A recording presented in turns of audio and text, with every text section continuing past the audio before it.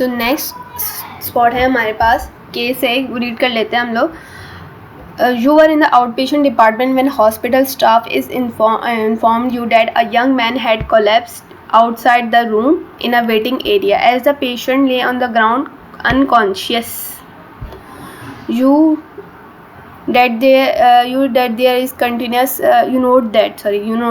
is continuous jerking of his limbs and uprolling of his eyes. The patient was brought to ER room where his cousin informed you that he was accompanying him because he needed to have some minor dental procedures. Then he was traveling from Lahore to spend some time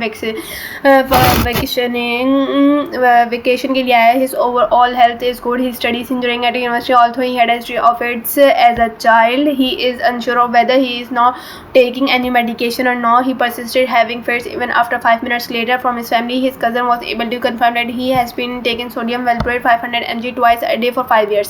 तो main बात आपने इस scenario में क्या याद रखनी है कि कोलैप्स हुआ है पेशेंट, अनकॉन्शियस पड़ा हुआ है ग्राउंड पे और कंटिन्यूस जर्किंग है इसकी लिम्स की और अपरोलिंग ऑफ आइज है. ठीक है, और इसके पास हिस्ट्री भी है फिट्स की एज अ चाइल्ड. और अगर भी पूछे जाए इसको पता नहीं है कि मेडिकेशन ली है या नहीं है, लेकिन ये 5 साल से सोडियम वेलप्रोरेट ले रहा है twice a day for 5 years.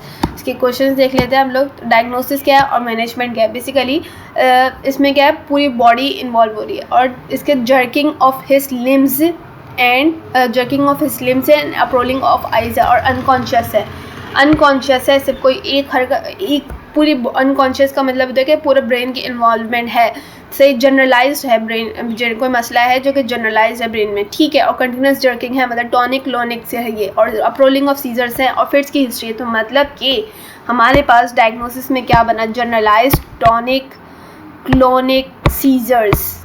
ठीक है, अगर फर्दर बात करें, क्योंकि इन्होंने कहा कि आफ्टर 5 मिनट्स भी के बाद भी जो है ना ठीक नहीं हो रहा, तो फिर हम इसको लेबल करेंगे एज स्टेटस एपिलेप्टिकस. ठीक है, अगर रिकवरी के बाद भी ये ठीक नहीं होता, आफ्टर 30 मिनट्स भी ठीक नहीं होता, फिर हम इसको लेबल करते हैं एज 30 स्टेटस एपिलेप्टिकस. और 24 आवर्स में अगर इसको ऐसे फिट्स 2 या 3 बार आते हैं तो हम इसको कहते हैं कि स्टेटस एपिलेप्टिकस है. लेकिन यहाँ पे आपको सिर्फ जो है ना अकॉर्डिंग टू द सिनेरियो जो मेंशन है सिर्फ वही बताना है. यहाँ से इस बात से कंफ्यूज नहीं होना है कि 5 मिनट्स लेटर तक इसको होते रहे तो हम इसको स्टेटस एपिलेप्टिकस लेबल करें या नहीं करें. जो हमको सिम्टम्स मेंशन किए हुए हैं आपने उसके ऊपर गौर करना है. ठीक है, नेक्स्ट है हमारे पास मैनेजमेंट. अब हम लोगों ने इसको मैनेज कैसे करना है इस पेशेंट को. सबसे पहले जब भी आप ऐसे सीजर के पेशेंट को देखें तो आपने क्या करना है, उस पेशेंट के साथ रहना है और उसके टाइम नोट करना है कि उसका टाइमिंग क्या है सीजर का.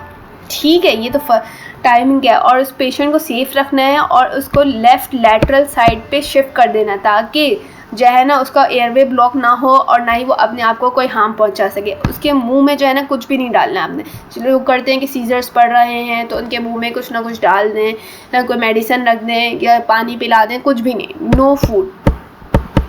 ठीक है, उसके अलावा कोई पिल्स वगैरह नहीं देनी पेशेंट को ना होल्ड करके रखना है. पेशेंट को तब तक होल्ड करके रखना जब तक वो अपने होश में नहीं आ जाता या अलर्ट नहीं हो जाता उस सीजर के बाद. ठीक है, और फ़ौरन जो है ना एम्बुलेंस को बुलाना है. लेकिन ये तो वेटिंग एरिया में ही कोलैप्स हुआ था तो आपने फर्दर इसको ER में शिफ्ट कर देना है. लेकिन अगर यही केस अगर आपको कहीं होता है कि रोड साइड पे कहीं कोलैप्स कर गया और सीजर्स इसको ऐसे पड़ रहे तो आपने उस वक्त एम्बुलेंस को बुलाना है. लेकिन अगर इसकी बात करें तो यहाँ पे फ़ौरन ER में लेके जाना है आपने इसको, फिर इसकी असल मैनेजमेंट शुरू होगी.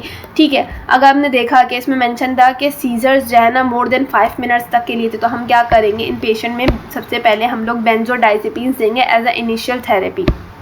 ठीक है, बेंजोडाइज़ेपिन्स देंगे. बेंजोडाइज़ेपिन्स हम लोग किस तरीके से कौन सी दे सकते हैं ये भी मेंशन करना होता है आप लोगों ने. हम लोग IV भी दे सकते हैं और IM भी दे सकते हैं. अगर IV दे रहे हैं तो लोराज़ेपाम दे सकते हैं, डाइज़ेपाम दे सकते हैं और फिनोबार्बिटल दे सकते हैं. ठीक है, या फिर अगर IM दे रहे हैं तो माइडाज़ोलाम देंगे.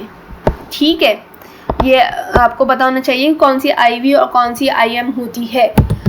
अगर बेंजोडाइज़ेपिन से नहीं ठीक हो रहा तो फिर हम लोग जो है ना 30 मिनट्स गुजर गए ठीक है, 30 मिनट्स गुजर गए फिर भी ठीक नहीं हो रहा, तो फिर हम लोग उसमें फेनिटोइन देंगे, सोडियम वेल्पोरेट दे सकते हैं और फिनोबार्बिटल दे सकते हैं। साथ साथ कार्डिक मॉनिटरिंग करते रहेंगे, पल्स ऑक्सीमेट्री चेक करते रहेंगे। अगर फिर भी 30 to 60 मिनट्स के बाद भी ये सही नहीं होता तो फिर हम लोगों ने इस पेशेंट को ट्रांसफ़र कर देना इंटेंसिव केयर यूनिट में, जहाँ पे इसको जनरल एनेस्थीसिया वगैरह दे के, जैसे प्रोपोफॉल हो गया, थायोपेंटाल हो गया, इनको देके इनके सीजर्स को रिकवर किया जाता है। मेनली आपने इसकी मैनेजमेंट में यहाँ क्या लिखना है कि हम लोग इस पेशेंट को सबसे पहले लेफ़्ट लैटरल पोजीशन में रखेंगे, इसकी टाइमिंग नोट करेंगे सीजर्स की, ठीक है। कोई फूड कोई ड्रिंक इसको नहीं देंगे, ये 3 बातें आपने मेंशन करनी है। फिर हम कहेंगे हम इसको इनिशियल थेरेपी में बेंजोडाइज़ेपिन्स देंगे, ठीक है। बेंजोडाइज़ेपिन के आप ब्रैकेट में नाम मेंशन कर दिएगा, लोराज़ेपाम, आइडोज़ोलाम, डाइज़ेपाम वगैरह। अगर फिर आप ये लिखेगा after 30 minutes if still not retrieve then we will give sodium valproate दे सकते हैं, फिनोबार्बिटल दे सकते हैं, फिर देंगे 30 मिनट्स के बाद। अगर फिर भी आफ्टर फिर लिखना, फिर आप एक हेडिंग डालेंगे after 30 to 60 minute if the patient still not retrieve then we will transfer into intensive care unit we will give general anaesthesia, propofol वगैरह, ठीक है। नेक्स्ट हमारे पास सिनेरियो है a 57-year-old known case of hypertension, diabetes, mellitus with a history of asthma presents to the ER with a gradual onset of altered level of consciousness, acute respiratory distress. He is not enrolled in any asthma clinic. His last hospital visit for asthma related symptoms in 2017 examination, he was an obese patient with respiratory distress, unconscious, GCS 10/15, holding up to his blue inhaler, BP 265 by 126. This is the alarming sign. And the pulse rate is 107 beats per minute, RBS 20 points, SpO2 less than 60% air, which is also an alarming sign. Air entry was markedly reduced, bilateral vesicular breath sounds with these. The question है what is your diagnosis?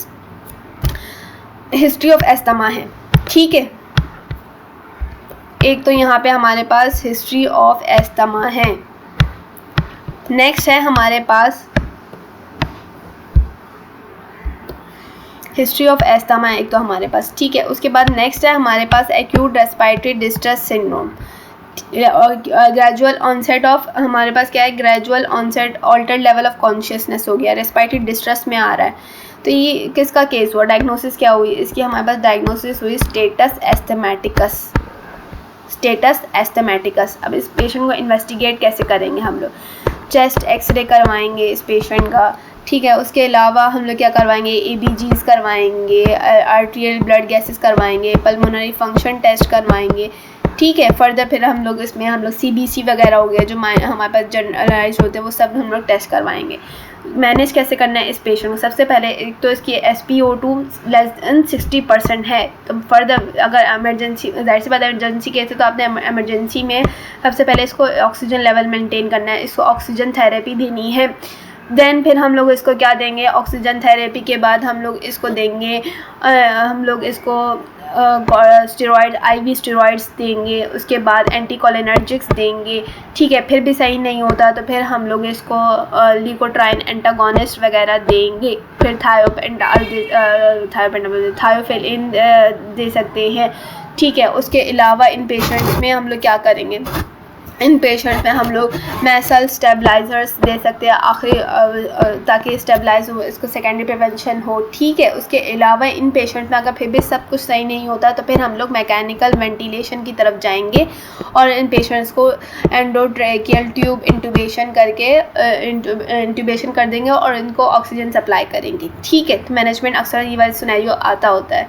Next है हमारे पास